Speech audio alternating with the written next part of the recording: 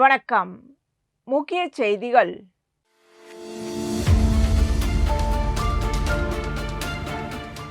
புதுச்சேரி சிறந்த சுற்றுலா தலமாக திகழ்ந்து வருவதால் தினமும் ஏராளமான சுற்றுலா பயணிகள் வருகை தருகின்றனர். குறிப்பாக படகு சவாரி சுற்றுலா பயணிகள் மத்தியில் பெரும் வரவேற்பை பெற்று வருகிறது. இதற்காக புதுச்சேரியின் பல்வேறு பகுதிகளில் தனியார் சார்பில் சுற்றுலா படகுகள் இயக்கப்பட்டு வருகின்றன. சுற்றுலா பயணிகளின் பாதுகாப்பை உறுதி செய்யும் வகையில் படகுகள் உரிய அனுமதியுடன் மட்டுமே இயக்கப்பட வேண்டும் என்றும், உயிர்காக்கும் பாதுகாப்பு உபகரணங்கள் கட்டாயம் இருக்க வேண்டும் என்றும் அதிகாரிகள் வலியுறுத்தியுள்ளனர். மேலும் நிர்ணயிக்கப்பட்ட எண்ணிக்கையை விட அதிகமான பயணிகளை ஏற்றி செல்லக்கூடாது என்றும், ஆபத்தான சாகச நடவடிக்கைகளில் ஈடுபடக்கூடாது என்றும் அறிவுறுத்தப்பட்டுள்ளது. இந்நிலையில் கோடை விடுமுறையை முன்னிட்டு புதுச்சேரிக்கு சுற்றுலா பயணிகள் வருகை அதிகரித்துள்ளதால் பாதுகாப்பு கண்காணிப்பு தீவிரப்படுத்தப்பட்டுள்ளது. அதன் ஒரு பகுதியாக பாண்டி மெரினா கடற்கரை பகுதியில் கடலோர பாதுகாப்பு பிரிவு காவல்துறை மேற்கொண்ட ஆய்வில் 2 படகுகள் அனுமதிக்கப்பட்ட அளவை விட அதிகமான பயணிகளை ஏற்றி சென்றது கண்டறியப்பட்டது. இதையடுத்து அந்த 2 படகுகள் மீது உரிய நடவடிக்கை எடுக்க கோரி சுற்றுலாத்துறைக்கு கடலோர காவல்படையினர் கடிதம் அனுப்பியுள்ளனர். மேலும் நரம்பை, பெரிய காலப்பட்டு மற்றும் நல்லவாடு பகுதிகளில் நடத்தப்பட்ட சோதனைகளில் விதிமுறைகளை மீறி சுற்றுலா பயணிகளை சவாரிக்கு அழைத்து சென்ற மேலும் 3 படகுகள் கண்டுபிடிக்கப்பட்டன. அவற்றின் மீது நடவடிக்கை எடுக்க கோரி மீன்வளத்துறைக்கும் தகவல் தெரிவிக்கப்பட்டுள்ளது. சுற்றுலா பயணிகளின் பாதுகாப்பில் எந்தவித சமரசமும் செய்யப்பட மாட்டது என்றும், விதிமுறைகளை மீறும் படகு இயக்குநர்கள் மீது கடுமையான நடவடிக்கை எடுக்கப்படும் என்றும் அதிகாரிகள் எச்சரித்துள்ளனர்.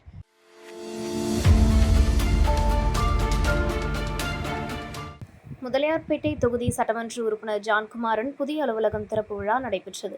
இந்நிகழ்ச்சியில் லட்சிய ஜனநாயக கட்சி தலைவரும் காமராஜ் நகர் தொகுதி சட்டமன்ற உறுப்பினருமான ஜோஸ் சார்லஸ் மார்டன் கலந்து கொண்டார். விழாவின் தொடக்கமாக ஜோஸ் சார்லஸ் மார்டன் அவர்கள் ரிப்பன் வெட்டி புதிய சட்டமன்ற உறுப்பினர் அலுவலகத்தை திறந்து வைத்து தனது வாழ்த்துக்களை தெரிவித்தார். தொடர்ந்து தொகுதி சட்டமன்ற உறுப்பினர் ஜான்குமார் ஜோஸ் சார்லஸ் மார்டனுக்கு பொன்னாடை அணிவித்து மரியாதை செலுத்தி நன்றியையும் வாழ்த்துக்களையும் தெரிவித்துக் கொண்டார். இந்த நிகழ்வில் கட்சி நிர்வாகிகள், ஆதரவாளர்கள் மற்றும் பொதுமக்கள் கலந்து கொண்டனர். புதிய அலுவலகம் மூலம் தொகுதி மக்களின் குறைகள் மற்றும் கோரிக்கைகளை விரைவாக கேட்டு தீர்வு காணும் பணிகள் மேலும் வலுப்பெறும் என நிகழ்ச்சியில் கலந்து கொண்டவர்கள் தெரிவித்தனர்.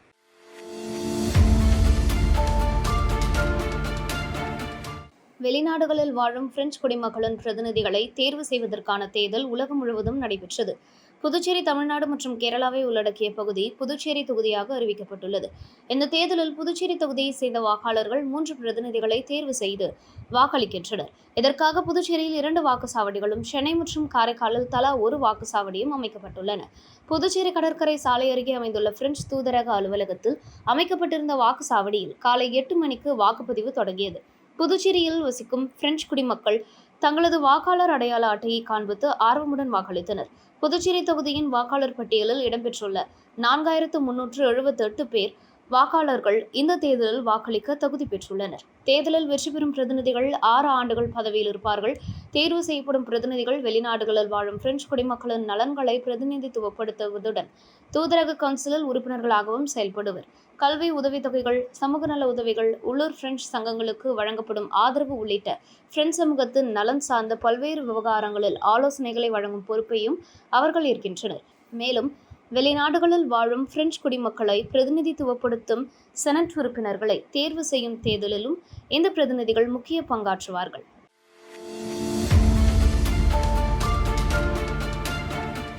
புதுச்சேரி முன்னாள் முதலமைச்சர் நாராயணசாமியின் பிறந்தநாளை முன்னிட்டு புதுச்சேரி நகரின் பல்வேறு பகுதிகளில் காங்கிரஸ் கட்சியின் சார்பில் சிறப்பு பூஜைகள், கொடியேற்ற நிகழ்ச்சிகள், அன்னதானம் மற்றும் நலத்திட்ட உதவிகள் வழங்கும் நிகழ்ச்சிகள் நடைபெற்றது. பிறந்தநாளையொட்டி புதுச்சேரி மணக்குள விநாயகர் கோவிலில் சிறப்பு பூஜை நடைபெற்றது. தொடர்ந்து தங்கத்தேர் இழுக்கும் நிகழ்ச்சியும் நடைபெற்றது. இந்த நிகழ்ச்சிகளில் பாராளுமன்ற உறுப்பினர் வைத்திலிங்கம், சட்டமன்ற உறுப்பினர் கார்த்திகேயன் உள்ளிட்டோர் கலந்து கொண்டு நாராயணசாமிக்கு பிறந்தநாள் வாழ்த்துக்களை தெரிவித்தனர். மேலும் காங்கிரஸ் கட்சி நிர்வாகிகள், தொண்டர்கள் மற்றும் பொதுமக்கள் கலந்து கொண்டு சிறப்பு வழிபாடுகளில் பங்கேற்றனர்.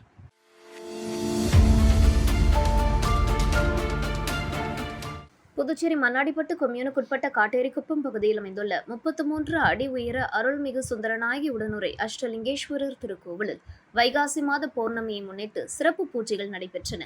விழாவையொட்டி சிவபெருமானுக்கு சிறப்பு அலங்காரம் செய்யப்பட்டு மகா தீபாராதனை காண்பிக்கப்பட்டது. தொடர்ந்து ஆலயத்தின் உச்சியில் பௌர்ணமி தீபம் ஏற்றப்பட்டு சிறப்பு வழிபாடு நடைபெற்றது. மேலும் ஆலயத்தில் உள்ள அஷ்டலிங்கங்களுக்கு தனித்தனியாக சிறப்பு அலங்காரங்கள் செய்யப்பட்டு பூஜைகள் நடத்தப்பட்டன. இதனைத் தொடர்ந்து சுந்தரநாயகி அம்மன், அஷ்ட பைரவர்கள், நவக்கிரக விநாயகர், முருகப்பெருமான், வள்ளி மற்றும் தெய்வானைக்கு சிறப்பு அலங்காரங்கள் செய்யப்பட்டு தீபாராதனை காண்பிக்கப்பட்டது. இந்த சிறப்பு வழிபாட்டில் பக்தர்கள் பக்தர்கள் கலந்து கொண்டு சுவாமி தரிசனம் செய்து அருள் பெற்றனர். தொடர்ந்து விழாவில் பங்கேற்ற அனைத்து பக்தர்களுக்கும் ஆலயம் சார்பில் அன்னதானம் வழங்கப்பட்டது. நிகழ்ச்சிக்கான ஏற்பாடுகளை அஷ்டலிங்க சிவாலய அன்னதான அறக்கட்டளையினர் மற்றும் காட்டேரிக்குப்பம் கிராம பொதுமக்கள் இணைந்து செய்திருந்தனர்.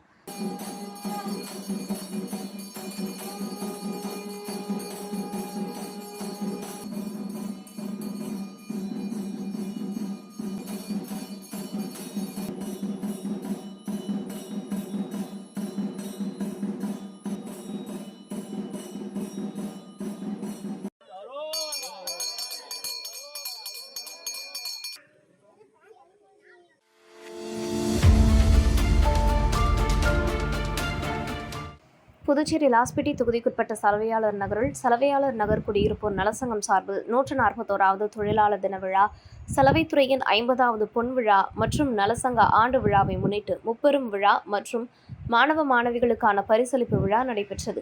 இவ்விழாவில் முன்னாள் சபாநாயகரும் லாஸ்பேட்டை தொகுதி சட்டமன்ற உறுப்பினருமான VP சிவக்கொழுந்து கலந்து கொண்டு கல்வியில் சிறந்து விளங்கிய மாணவ மாணவிகளுக்கு பரிசுகள் வழங்கி பாராட்டினார். தொடர்ந்து உரையாற்றிய அவர், சலவையாளர் நகரில் அடுக்குமாடி குடியிருப்புகள் கட்டித்தர சட்டப்பேரவையில் பேசி தேவையான நடவடிக்கைகளை மேற்கொள்வேன் என்றும் அப்பகுதியில் அடிப்படை வசதிகளை மேம்படுத்த நடவடிக்கை எடுக்கப்படும் என்றும் உறுதியளித்தார். மேலும் அப்பகுதியை சேர்ந்த மாணவ மாணவிகளுக்கு கல்வி தொடர்பான உதவிகள் தேவைப்பட்டால் உடனடியாக நடவடிக்கை எடுக்கப்படும் என்றும் தெரிவித்தார். குடிநீரில் உப்புத்தன்மை கலந்திருப்பதாக பொதுமக்கள் தெரிவித்த புகாரை தொடர்ந்து குடிநீர் பிரச்சினைக்கு தீர்வு காணும் வகையில் பிளான்ட் அமைத்து நடவடிக்கை எடுக்கப்படும் என்றும் அவர் உறுதியளித்தார். இந்த நிகழ்ச்சிக்கு நலசங்க தலைவர் சுப்பிரமணியன் தலைமை தாங்கினார். அவைத்தலைவர் பெருமாள், கௌரவ தலைவர் சாமிக்கண்ணு ஆகியோர் முன்னிலை வகித்தனர். மாசிலாமணி, இளங்கோ, ராஜேந்திரன், ஆறுமுகம், சுப்பிரமணி, தில்லைக்கண்ணன், முருகேசன், நடராஜன், தயாளன், எழிலரசன், மனோகரன், ரத்னகுமார் உள்ளிட்டோர் நிகழ்ச்சியில் பங்கேற்றனர். செயலாளர் பழனி வரவேற்புரையாற்றினார். சரவணன் சிறப்புரையாற்றினார். பொருளாளர் கதிரவன் நன்றி உரை வழங்கினார். முன்னதாக மாணவிகளின் பரதநாட்டிய கலை நிகழ்ச்சி நடைபெற்றது. இந்நிகழ்ச்சியில் சலவையாளர் நகர் குடியிருப்போர் நலசங்க உறுப்பினர்கள், பொதுமக்கள், இளைஞர்கள் மற்றும் மாணவர்கள் கலந்து கொண்டனர்.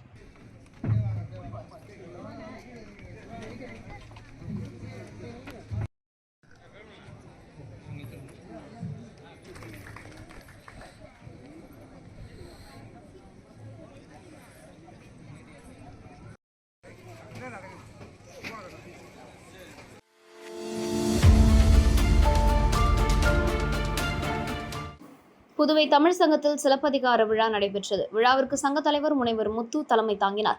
விழாவில் அவர் பேசுகையில், தமிழன் முதன்மை காப்பியமான சிலப்பதிகாரம் உலக அளவில் பெருமை பெற்ற இலக்கியமாகும். பைபிள் மற்றும் திருக்குறளுக்கு அடுத்தபடியாக அதிக மொழிகளில் மொழிபெயர்க்கப்பட்ட நூலாக சிலப்பதிகாரம் திகழ்கிறது. உலகின் முதல் வழக்கறிஞர் கண்ணகிதான் என்று குறிப்பிட்டார். சங்க செயலாளர் சீனுமோகன்தாசு வரவேற்புரையாற்றினார். துணைத் தலைவர் திருநாவுக்கரசு முன்னிலை வகித்தார். தொடர்ந்து கலைமாமணி முருகன் குழுவினரின் சிலப்பதிகார நாட்டிய நாடகம் நடைபெற்றது. மேலும் வாரணம் ஆயிரம் என்ற நூல் வெளியிடப்பட்டது. உலக தமிழர் பேரமைப்பின் பொதுச் செயலாளர் ஆய்வறிஞர் தமிழ்மணி சிறார் சிலம்பு என்ற தலைப்பில் சிறப்புரையாற்றினார். கலைமாமணி செல்வன் பங்கேற்ற சிலம்பில் பனர்கள் என்ற தலைப்பிலான பாட்டரங்கமும் நடைபெற்றது. நிகழ்ச்சியில் ஆட்சிக்குழு உறுப்பினர் சுரேஷ்குமார், பொதுப்பணித்துறை ஓய்வு பெற்ற கண்காணிப்பு பொறியாளர் பாலசுப்ரமணியன், பாரதிதாசன் பேரன் கு பாரதி, பேராசிரியர் இளங்கோவன் உள்ளிட்ட தமிழறிஞர்கள் மற்றும் பொதுமக்கள் கலந்து கொண்டனர்.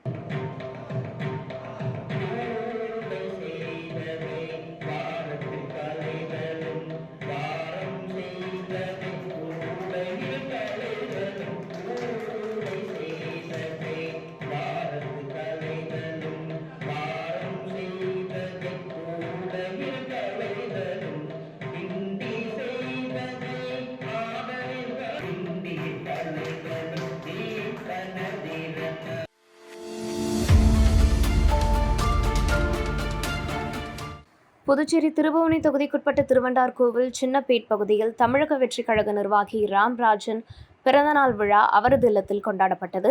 இந்த நிகழ்ச்சியில் திருபுவனை தொகுதி சட்டமன்ற உறுப்பினர் சாய்ஜி சரவணன்குமார் கலந்து கொண்டு ராம்ராஜுக்கு பொன்னாடை அணிவித்து பூச்செண்டு வழங்கி பிறந்தநாள் வாழ்த்துக்களை தெரிவித்தார்.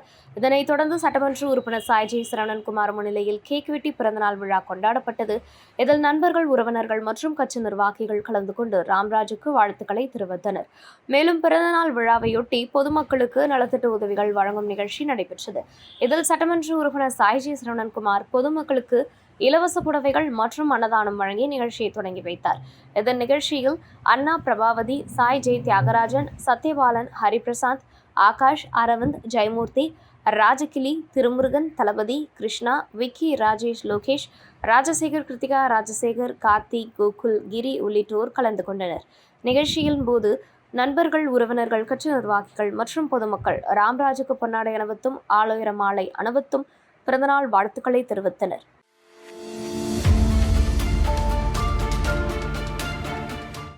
புதுச்சேரி கலை மற்றும் பண்பாட்டுத் துறையில் காலியாக உள்ள 26 இளநிலை நூலக உதவியாளர் பணியிடங்கள் மற்றும் ஒரு காட்சிக்கூட உதவியாளர் பணியிடம் உள்ளிட்ட மொத்தம் 27 காலி பணியிடங்களுக்கான ஒருங்கிணைந்த உயர்நிலை எழுத்துத் தேர்வு புதுச்சேரி, காரைக்கால், மாஹே மற்றும் ஏனாம் பகுதிகளில் நடைபெற்றது.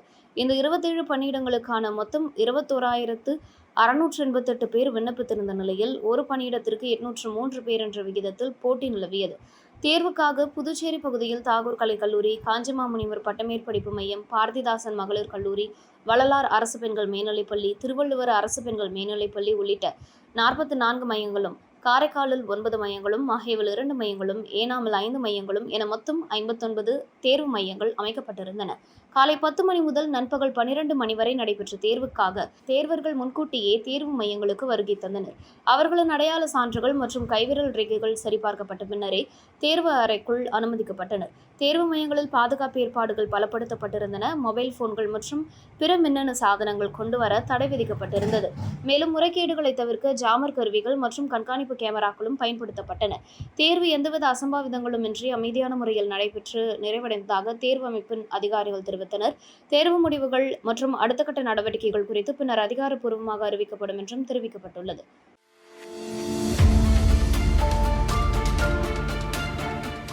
புதுச்சேரி காந்தி வீதியில் அமைந்துள்ள ஸ்ரீ பெருந்தேவி நாயகி சமேத ஸ்ரீ வரதராஜ பெருமாள் திருக்கோவிலில் 40வது ஆண்டு பிரம்மோற்சவ விழா வெகு விமரிசையாக நடைபெற்று வருகிறது. கடந்த 23ஆம் தேதி கொடியேற்றத்துடன் தொடங்கிய பிரம்மோற்சவ விழாவில் தினம்தோறும் ஸ்ரீ வரதராஜ பெருமாள் பல்வேறு வாகன சேவைகளில் எழுந்தருளி பக்தர்களுக்கு அருள் பாலித்து வந்தார். விழாவின் முக்கிய நிகழ்வான திருத்தேரோட்டம் நடைபெற்றது. சிறப்பாக அலங்கரிக்கப்பட்ட ஸ்ரீ வரதராஜ பெருமாள் மற்றும் தாயார் திருத்தேரில் எழுந்தருளிய நிலையில் பக்தர்கள் கோவிந்தா கோவிந்தா என்ற பக்தி முழக்கங்களுடன் தேரை வடம் பிடித்து இழுத்து சென்றனர். கோவிலை சுற்றியுள்ள முக்கிய வீதிகள் வழியாக சென்ற தேரோட்டத்தில் சுற்றுவட்டார பகுதிகளை சேர்ந்த பக்தர்கள் கலந்து கொண்டு பெருமாளை தரிசித்து வழிபட்டனர். பக்தர்களின் கோவிந்தநாம சங்கீர்த்தனத்தால் பகுதி முழுவதும் பக்தி பரவசம் நிலவியது. தேரோட்டத்திற்கான ஏற்பாடுகளை கோவில் நிர்வாகத்தினர் மற்றும் பக்தர்கள் செய்திருந்தனர்.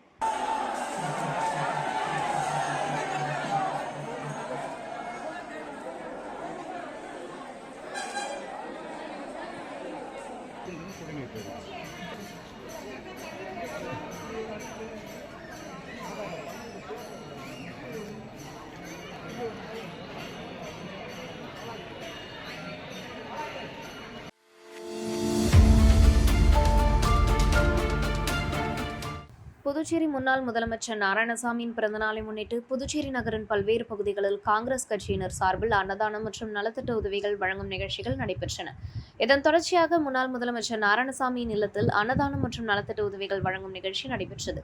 இதில் பொதுமக்களுக்கு பல்வேறு நலத்திட்ட உதவிகள் வழங்கப்பட்டன. நிகழ்ச்சியில் காங்கிரஸ் கட்சி நிர்வாகிகள், தொண்டர்கள் மற்றும் பொதுமக்கள் கலந்து கொண்டு முன்னாள் முதலமைச்சர் நாராயணசாமிக்கு பிறந்தநாள் வாழ்த்துக்களை தெரிவித்தனர்.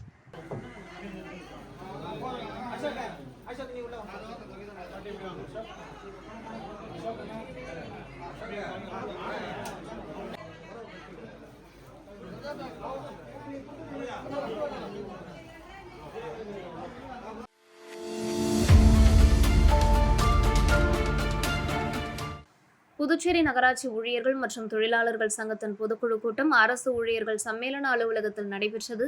கூட்டத்தில் அரசு ஊழியர்கள் சம்மேளனத்தின் கௌரவ தலைவர் பரமநாதன், செயல் தலைவர் ராதாகிருஷ்ணன், பொதுச் செயலாளர் முனுசாமி ஆகியோர் கலந்து கொண்டனர். சங்க ஆலோசகர் ஆனந்த கணபதி முன்னிலை வகித்தார். தலைவர் கலியபெருமாள் மற்றும் செயலாளர் வேளாங்கண்ணிதாசன் தலைமை தாங்கினர். பொதுக்குழு கூட்டத்தில் சங்கத்தின் புதிய நிர்வாகிகள் தேர்வு செய்யப்பட்டனர். தலைவராக கலியபெருமாள், ஆலோசகராக ஆனந்த கணபதி, துணைத் தலைவர்களாக இளங்கோ, குணசேகரன், ரிச்சர்ட், சரவணன், ஆனந்தன், கிங்ஸ்டன், செல்வகுமார் ஆகியோர் தேர்வு செய்யப்பட்டனர். செயலாளராக வேளாங்கண்ணிதாசன், துணை செயலாளர்களாக பாண்டியன், சிவசங்கரன், விஜயலட்சுமி, அமுதா, ஐயப்பன், டேவிட், செல்வம், ராஜேந்திரன் ஆகியோரும், அமைப்பு செயலாளராக சுபாலன், பொருளாளராக சுந்தர், துணை பொருளாளராக முருகன் ஆகியோரும் தேர்வு செய்யப்பட்டனர். மேலும் செயற்குழு உறுப்பினர்களாக சரவணன், லட்சோந்திரா, குளோவிஸ், கோவிந்தராஜ், குமரன், அறிவழகன், மோகன்தாஸ், டேவிட் மற்றும் சரவணன் ஆகியோர் தேர்வு செய்யப்பட்டனர். கூட்டத்தில் பல்வேறு முக்கிய தீர்மானங்கள் நிறைவேற்றப்பட்டன. புதிய பென்ஷன் திட்டம் தொடர்பாக உள்ளாட்சித்துறையில் நிலவும் குழப்பத்தை கண்டித்து நகராட்சி மற்றும் கொம்யூன் பஞ்சாயத்து ஊழியர்களை ஒருங்கிணைத்து போராட்டம் நடத்துவது, 8வது ஊதிய குழு பரிந்துரைகளை மத்திய அரசு உடனடியாக நடைமுறைப்படுத்த வலியுறுத்துவது, 7வது ஊதிய குழு பரிந்துரைப்படி நிலுவைத் தொகைகளை வழங்க கோருவது, நீண்ட காலமாக நிலுவையில் உள்ள கோரிக்கைகளை நிறைவேற்ற வேண்டும் என்பதையும், விடுபட்டுள்ள ஊழியர்களுக்கு ஏசிபி மற்றும் எம்இசிபி சலுகைகளை வழங்க வேண்டும் என்பதையும் வலியுறுத்தி தீர்மானங்கள் நிறைவேற்றப்பட்டன. கூட்டத்தின் நிறைவில் சங்க உறுப்பினர்கள் அனைவரும் தொழிலாளர் நலன் மற்றும் ஊழியர்களின் உரிமைகளை தொடர்பாக கோரிக்கைகளை வலியுறுத்தி ஒருங்கிணைந்து செயல்பட உறுதி எடுத்துக் கொண்டனர்.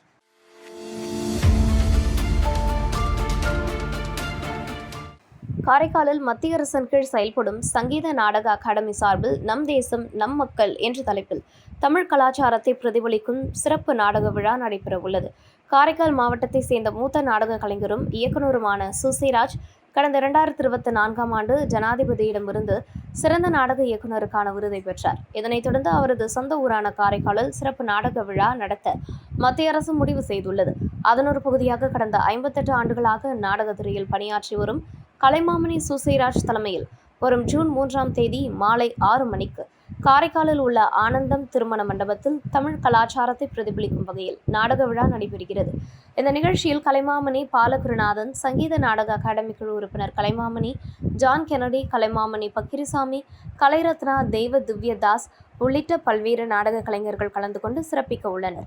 தமிழர் பண்பாடு, பாரம்பரியம் மற்றும் நாட்டுப்புற கலைகளை முன்னிறுத்தும் இந்த நாடக விழா கலை ஆர்வலர்கள் மத்தியில் வரவேற்பை பெற்றுள்ளது. இதில் கலைஞர்கள் மற்றும் பொதுமக்கள் பங்கேற்பார்கள் என்று ஏற்பாட்டாளர்கள் தெரிவித்துள்ளனர். வணக்கம்.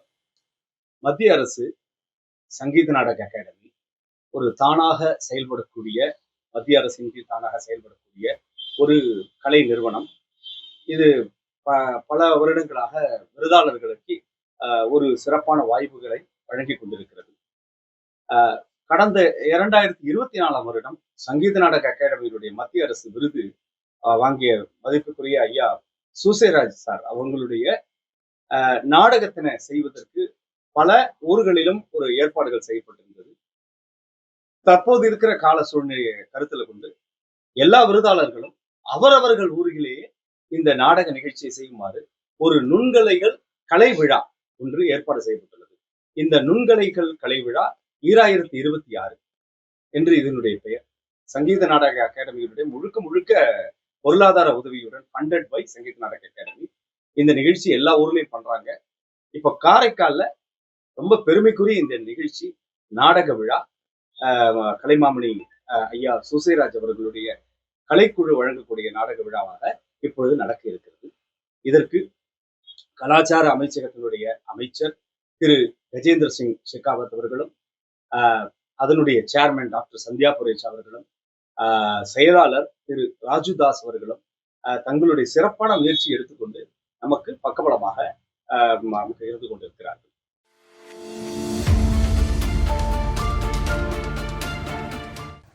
இந்திய தொழில் கூட்டமைப்பின் இளைஞர் பிரிவான யங் இண்டியன்ஸ் மற்றும் தனியார் மால் இணைந்து வரவிருக்கும் உலக சுற்றுச்சூழல் தினத்தை முன்னிட்டு பிளாஸ்டிக் இல்லா வாழ்க்கை என்ற தலைப்பில் ஓவியம் போட்டியை நடத்தினர்.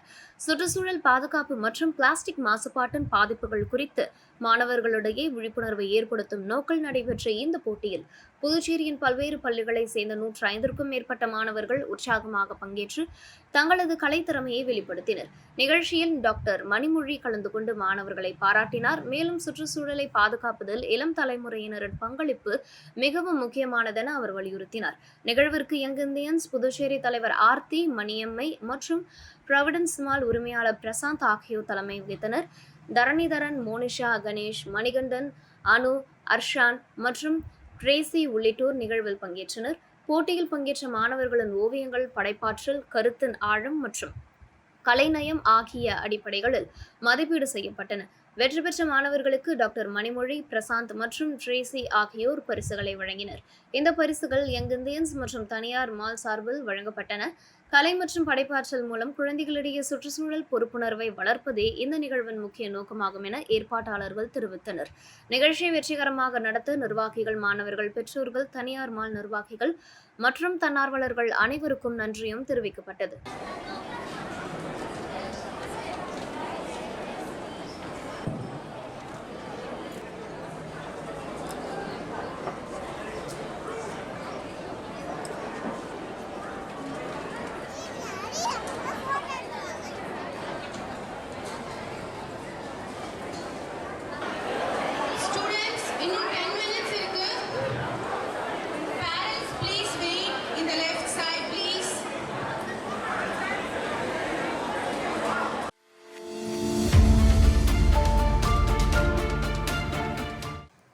புதுச்சேரி குருமாம்பேட் பகுதியில் அமைந்துள்ள ஸ்ரீ யோகமாயா லலிதாம்பிகை மற்றும் ஸ்ரீ மகா சாம்ராஜ்ய லலிதாம்பிகை திருக்கோவில் ஆலயத்தில் வைகாசி மாத பௌர்ணமியை முன்னிட்டு சிறப்பு வழிபாடுகள் நடைபெற்றன.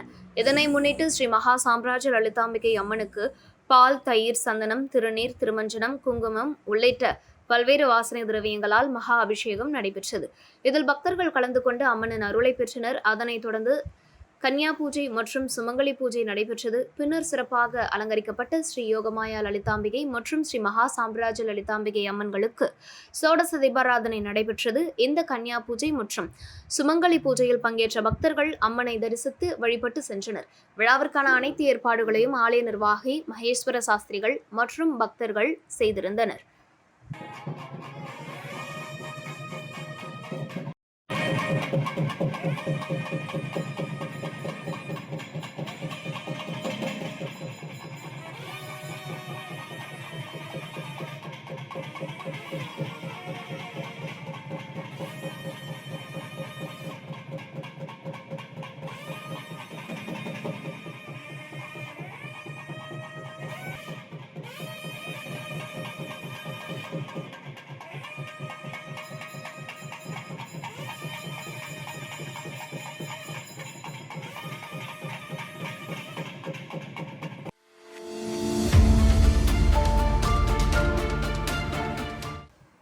புதுச்சேரி வில்லியனூரில் அமைந்துள்ள ஸ்ரீ கோகிலாம்பிகை சமேத ஸ்ரீ திருக்காமேஸ்வரர் ஆலயத்தின் 52வது ஆண்டு பிரம்மோற்சவ விழா நடைபெற்று வருகிறது.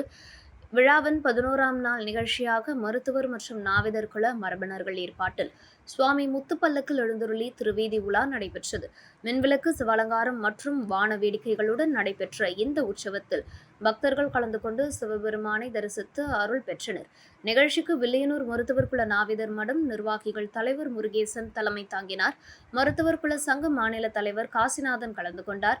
மேலும் புதுவை அரசன் கலைமாமணி விருது பெற்ற வில்லியனூர் கோட்டைமேடு டாக்டர் குமார் மற்றும் அவரது குழுவினரின் நாதஸ்வரம், தவில் மற்றும் இன்னிசை கச்சேரி நடைபெற்றது. இசை நிகழ்ச்சியை பக்தர்கள் ரசித்தனர். தொடர்ந்து இரவு நேரத்தில் மின் அலங்காரங்களினால் ஒளிர்ந்த முத்து பல்லக்கில் சுவாமி திருவீதி உலா வந்து பக்தர்களுக்கு அருள் பாலித்தார். இந்நிகழ்வில் முத்துப்பல்லக்கு விழா குழுவினர், சமுதாய பெருமக்கள் மற்றும் பெண்கள், முதியவர்கள் உள்ளிட்ட பக்தர்கள் கலந்து கொண்டு சுவாமி தரிசனம் செய்தனர்.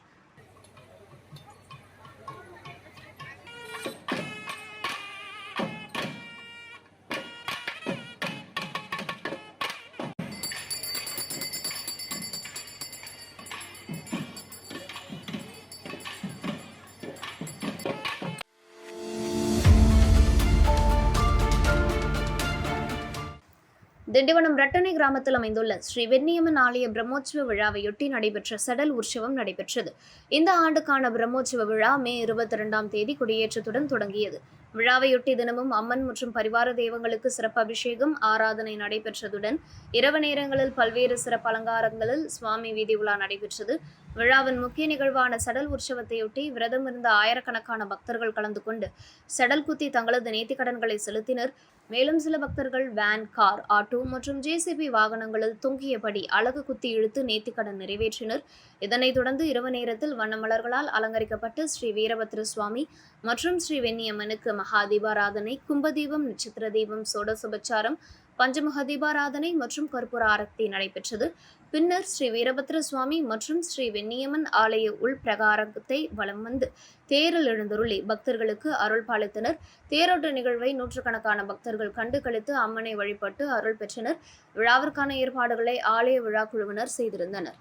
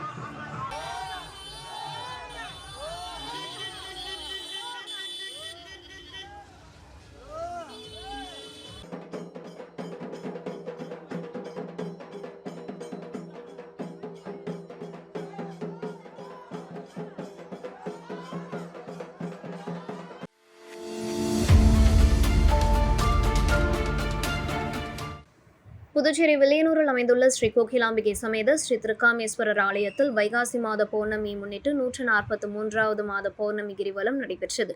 பௌர்ணமி விழா குழுவினர் தலைமையில் நடைபெற்ற இந்நிகழ்வில் ஆலய மாட வீதியை பக்தர்கள் வலம் வந்து சுவாமி தரிசனம் செய்தனர். முன்னதாக ஆலயத்தில் உள்ள பிரம்ம தீர்த்தத்தில் கலசம் வைத்து சிறப்பு பூஜைகள் மற்றும் தீபாராதனை நடைபெற்றது. திருமணவரம், குழந்தைப்பேறு, சுகப்பிரசவம், கல்வி முன்னேற்றம், வேலைவாய்ப்பு மற்றும் குடும்ப நலன் உள்ளிட்ட பல்வேறு வேண்டுதலுக்காக பக்தர்கள் கலசம் ஏந்தி ஆலயத்தை வலம் வந்து வழிபட்டனர். இதில் பெண்கள், இளைஞர்கள், முதியவர்கள் உள்ளிட்ட பக்தர்கள் கலந்து கொண்டு மாடவீதியை வலம் வந்து இறைவனை தரிசித்தனர். தொடர்ந்து பௌர்ணமி விழாவில் கலந்து கொண்ட அனைத்து பக்தர்களுக்கும் அன்னதானம் வழங்கப்பட்டது. விழா ஏற்பாடுகளை முருகன், சிவாச்சாரியார், செம்மனேரி பரமநாதன், சிவகுமார், ஆறுமுகம், மணிகண்டன், திருஞான சம்பந்தம் மற்றும் இளைஞர் குழுவினரான புருஷோத்தமன், சித்திக், அன்பு, எழில், மோகன், வினோத், குருபாலன், பரத், சிவா, பிரசன்னா, கார்த்தி, ஹரிஷ், முத்து, சதீஷ், தினேஷ் உள்ளிட்டோர் செய்திருந்தனர்.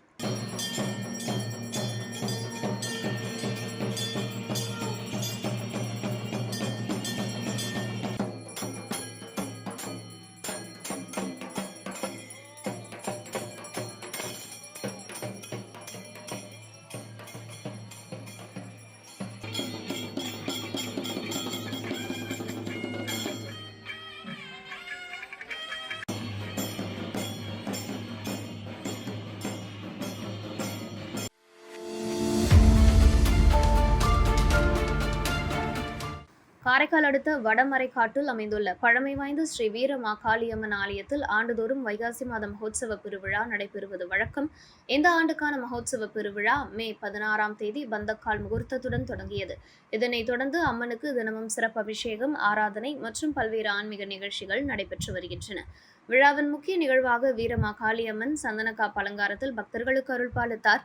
சந்தன அலங்காரத்தில் காட்சியளித்த அம்மனை தரிசிக்க பக்தர்கள் ஆலயத்தில் திரண்டனர். தொடர்ந்து உற்சவர் வீரமாகாளியம்மன் சிம்ம வாகனத்தில் எழுந்தருளி வீதி உலா வந்து பக்தர்களுக்கு அருளாசி வழங்கினார். இதில் பக்தர்கள் கலந்து கொண்டு அம்மனை வழிபட்டு அருள் பெற்றனர். வைகாசி மகோத்சவ பெருவிழா தொடர்ந்து நடைபெற்று வரும் நிலையில் அடுத்த மாதம் 7ஆம் தேதி நடைபெறும் விளையாட்டு நிகழ்ச்சியுடன் திருவிழா நிறைவு பெறுகிறது. இதற்கான ஏற்பாடுகளை ஆலய நிர்வாகத்தினர் செய்து வருகின்றனர்.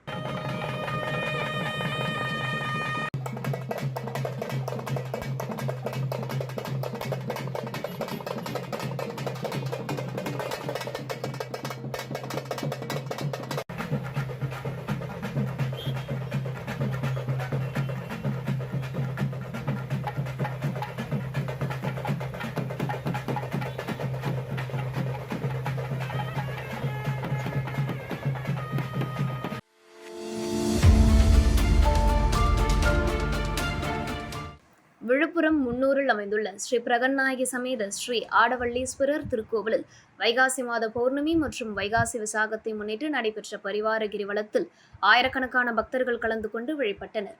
முன்னதாக வண்ண மலர்களால் அலங்கரிக்கப்பட்ட ஸ்ரீ பார்வதி தாயார் சமேத ஸ்ரீ சர்வேஸ்வரர் மற்றும் ஸ்ரீ வள்ளி தெய்வானை சமேத ஸ்ரீ சிவசுப்பிரமணிய சுவாமி ஆகியோர் மைய மண்டபத்தில் பக்தர்களுக்கு அருள் பாலித்தனர். இதனைத் தொடர்ந்து கற்பூர ஆரத்தி காண்பிக்கப்பட்டு சுவாமிகள் மைய மண்டபத்திலிருந்து புறப்பட்டு கொடிமரம் முன்பு எழுந்தருளினர். பின்னர் கோவலன் பிரதான தெற்கு ராஜகோபுரம் மற்றும் கொடிமரம் முன்பில் இருந்து பரிவார கிரிவலம் தொடங்கியது. முதல் பரிவார கிரிவலத்தில் சிவாச்சாரியார்கள் வேத பாராயணம் பாடியபடி முன்னே செல்ல ஸ்ரீ சர்வேஸ்வரரை பின்தொடர்ந்து பக்தர்கள் அடி பிரதட்சணமாக கிரிவலம் வந்தனர். இரண்டாவது பரிவார கிரிவலத்தில் ஸ்ரீ சர்வேஸ்வரர் மற்றும் ஸ்ரீ சிவசுப்பிரமணிய சுவாமிகள் முன்னே செல்ல பக்தர்கள் தேவாரம் மற்றும் திருவாசகம் பாடியபடி அடி பிரதட்சணமாக வலம் வந்தனர். மூன்றாவது பரிவார கிரிவலத்தில் மங்கள இசை மற்றும் சிவவாத்தியங்கள் முழங்க ஸ்ரீ சர்வேஸ்வரருடன் பக்தர்கள் அடிப்பிரதட்சணமாக கிரிவலம் வந்தனர். இதில் சுற்றுவட்டார கிராமங்களை சேர்ந்த ஆயிரக்கணக்கான பக்தர்கள் பங்கேற்றனர். தெற்கு கோபுர கொடிமரம் அருகில் தொடங்கி அதே இடத்தில் ஸ்ரீ சர்வேஸ்வரருடன் கிரிவலத்தை நிறைவு செய்து சந்திரனின் முழுமையான சக்தி கிடைக்கும் நாளான கருதப்படுவதால் இந்நாளில் கிரிவலம் வந்தால் மன அமைதி கிடைக்கும், முன்ஜென்ம பாவங்கள் நீங்கி இறையருள் கிடைக்கும் என்ற நம்பிக்கையுடன் பக்தர்கள் வழிபட்டனர். தொடர்ந்து இரவு நேரத்தில் இந்திர விமானத்தில் சுவாமி வீதி உலா நடைபெற்றது. இதில் சுற்றுவட்டார பகுதிகளை சேர்ந்த ஆயிரக்கணக்கான பொதுமக்கள் கலந்து கொண்டு சாமி தரிசனம் செய்தனர்.